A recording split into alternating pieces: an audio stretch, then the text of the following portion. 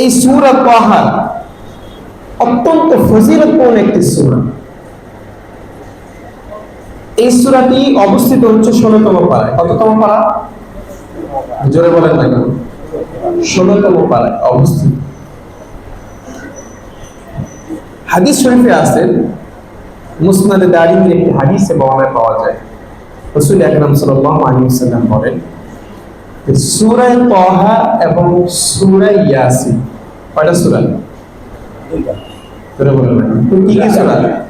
সূরা তাহা এবং এই দুইটি সূরা আল্লাহ সুবহানাহু ওয়া তাআলা পৃথিবীকে সৃষ্টি করার 2000 বছর পূর্বে ফেরেশতাদেরকে আল্লাহ রাব্বুল আলামিন নিজে শুনিয়েছেন। বলেন সুবহানাল্লাহ।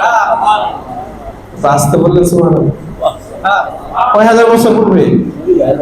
2000 বছর পূর্বে। চিন্তা করছে যখন আল্লাহ সুবহানাহু ওয়া তাআলা এই দুইটি সূরা ফেরেশতাদেরকে শোনাইলেন, ফেরেশতারা শুনে হতবাক আশ্চর্যজনক হয়ে গেলেন।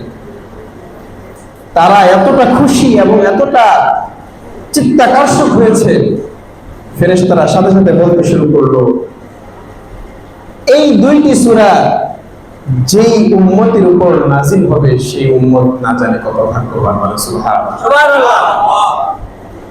আরো বলেন ফেরেশতারা আশ্চর্য হয়ে, এই দুইটি সূরা যেই উম্মত তেলাওয়াত করবে না জানি তারা কত সৌভাগ্যবান, এই দুইটি সূরা যারা হেফাজত করবে না জানি তারা কত ভাগ্যবান, এই দুইটা সূরা যারা তেলাওয়াত করবে তাদের চাইতে ভাগ্যবান, তাদের চাইতে শ্রেষ্ঠ আসমানের নিচে আর জমিনের উপর হতে পারে না। সুবহানাল্লাহ। এই দুইটি সূরা কাদের উপর নাযিল হয়েছে? এই আমাদের শেষ নবীর উম্মতের উপর। এই কোরআন তো সবার পক্ষে, হাফেজে কোরআনের পক্ষে আছে না নাই? আছে। আসলে বলেন আছে। প্রতিটা হাফেজে কোরআনের সিনায় আল্লাহ তাআলা এই পুরো গোটা কোরআনটাকে সমৃদ্ধ করে রেখেছেন। সুবহানাল্লাহ।